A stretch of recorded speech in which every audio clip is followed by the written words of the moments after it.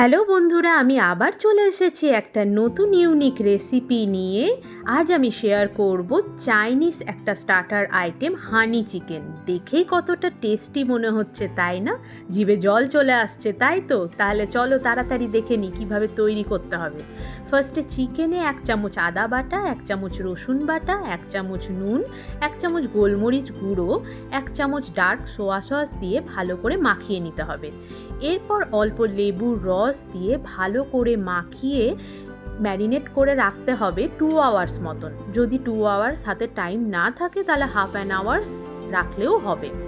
এরপরে একটা বোলে 1 চামচ ডার্ক সোয়া সস, 2 চামচ মতন টমেটো সস, 1 চামচ রেড চিলি সস ভালো করে মিক্স করে রাখতে হবে। এরপরে ওই ম্যারিনেটেড চিকেনে বেশ খানিকটা কর্নফ্লাওয়ার দিয়ে ভালো করে মাখিয়ে নিতে হবে।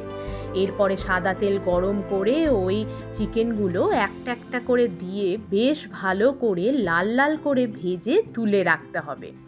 এরপরে বাকি তেলে আগে থেকে চপড করে রাখা রসুন আর কিউব করে রাখা পেঁয়াজ আর ক্যাপসিকাম দিয়ে ভেজে নিতে হবে।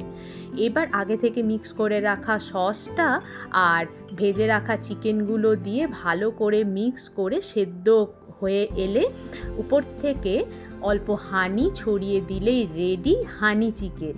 এটা যতটা টেস্টি হয় খেতে আর দেখতেও ততটাই সুন্দর। এরকম রেসিপি পেতে আমার প্রোফাইলটা অবশ্যই তোমরা ফলো করো।